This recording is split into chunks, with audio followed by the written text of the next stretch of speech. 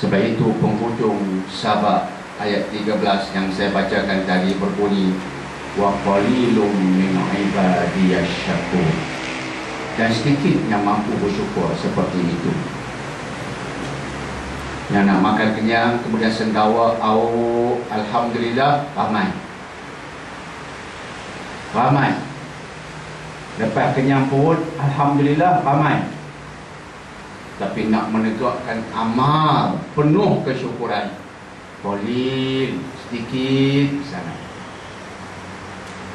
Lantas kita peringatkan diri kita agar kita tak termasuk dalam golongan yang penuhnya bersyukur, tapi kesyukuran kita sebenarnya bercanggah dengan kehendak Allah.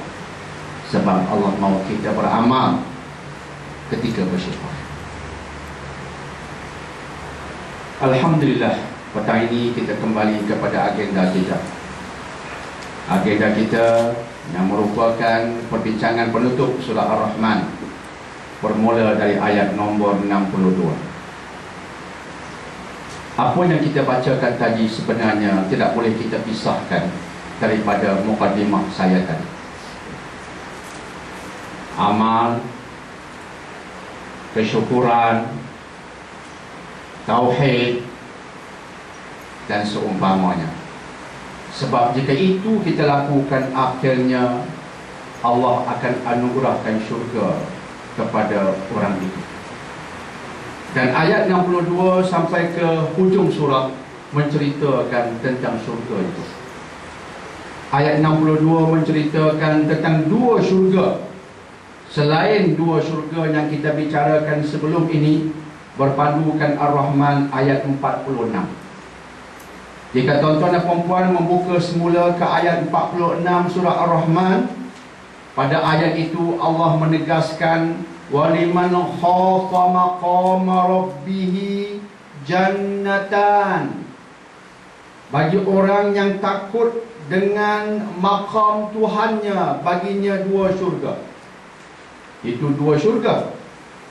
Kemudian bila kita membuka ayat baru, kita baca tadi 62, Allah berfirman pula, wa min dunihima, dan selain dari dua syurga itu yang kita sebut berpandukan ayat 46, dan selain daripada dua syurga itu, ada lagi dua syurga untuk orang yang melakukan kebaikan. Maka Hamka dalam tafsir Al-Azharnya mengatakan, bila kita mencampur syurga-syurga ini, maka jumlahnya 4 syurga bagi orang yang melakukan kebaikan. Dalam sebuah hadis riwayat Imam Bukhari, Nabi SAW mengatakan, ada dua syurga Allah cipta dari perak, dan ada dua syurga yang Allah cipta daripada emas. Kemudian ada ulama memberikan tafsiran berpandukan nas. Mereka mengatakan, dua syurga daripada perak untuk muqarrabun, untuk orang yang dekat dengan Allah, dan dua syurga dari emas pula untuk ashabul yamin, iaitu penghuni di sebelah kanan, yang merupakan golongan yang lebih istimewa. Walaupun kesemuanya istimewa, kesemuanya layak ke syurga, Masya Allah, tetapi di syurga pula ada makam-makamnya. Untuk muqarrabun, dua syurga daripada perak. Untuk ashabul yamin, dua syurga daripada emas. Maka itu merupakan perincian berkaitan dengan ayat-ayat yang kita bicarakan tadi dan yang sebelumnya.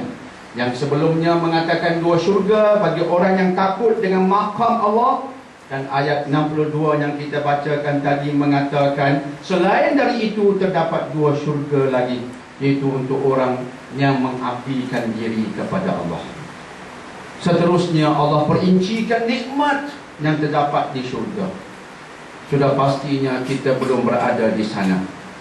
Doa kita kepada Allah, izinkanlah kita memasuki syurga itu. Itu permintaan kita. Tapi kita baru bercakap tadi bahawa permintaan ini permintaan kosong, tanpa amalan. Jika kita sekadar menadahkan tangan, Ya Rab, Ya Rab, Ya Rab, sedangkan Allah berfirman, i'malu ala Dawud syukra, Wahai keluarga Daud, jika nak bersyukur kena beramal. Allah menekankan amal. Dalam banyak ayat Allah kaitkan dua benda penting untuk menjadi syarat ke syurga.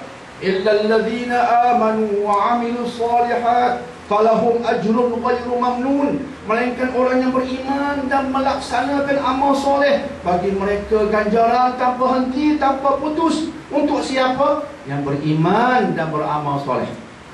Amal penting. Walaupun iman lebih penting, tapi amal juga penting.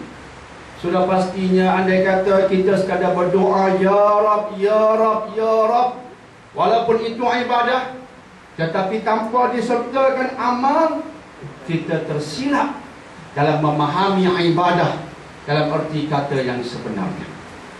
Justru ahli-ahli syurga perlu beriman dan melaksanakan amal soleh sebelum mereka diberikan permit untuk memasuki syurga. Apa ada di syurga, itulah ceritanya berpandukan ayat-ayat yang seterusnya.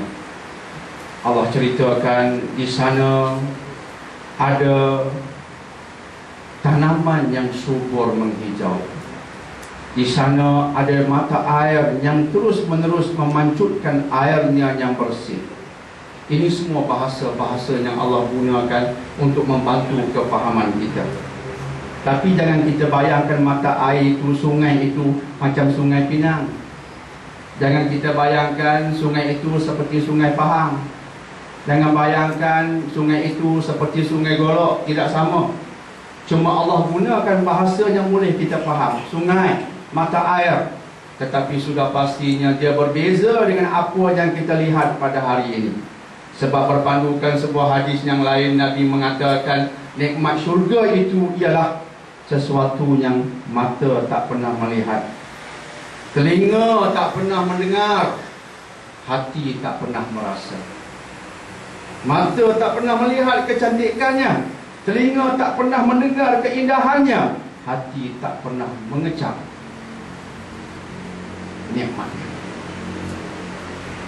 Jadi ia tak sama dengan apa yang kita lihat di dunia, walaupun Allah menggunakan bahasa yang orang dunia boleh faham.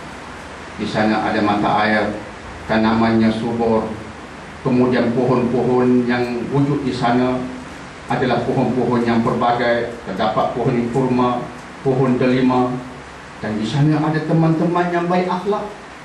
Di samping baik pula, cantik pula paras, rupa parasnya. Ini semua janji-janji Allah. Kemudian Allah ceritakan tentang bidadari-bidadari.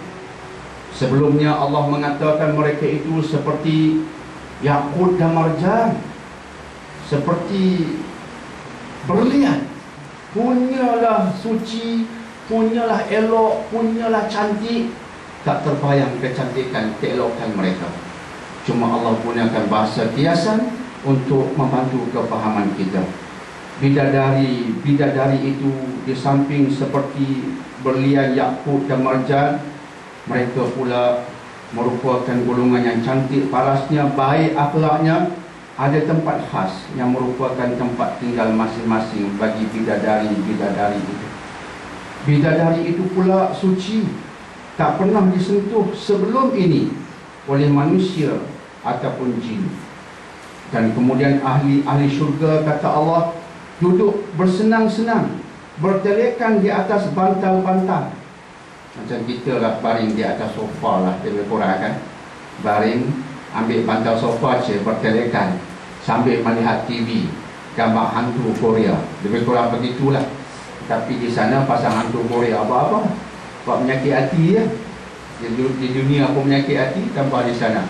Lantas nak cerita, kita punya relax atas sofa, ambil bantal sofa, letak bawah kepala, bertelekkan, punya rehat. Hari ini Sunday, today is a Sunday, relax day, punya rehat, bertelekkan di atas sofa. Tapi sofa kita tu busuk, sofa kita tu setahun tak basuh. Maka tak sama dengan syurga. Cuma bahasanya bahasa kiasan, bertelekan di atas bantal-bantal, cadar-cadar yang hijau warnanya, permaidani yang sangat indah.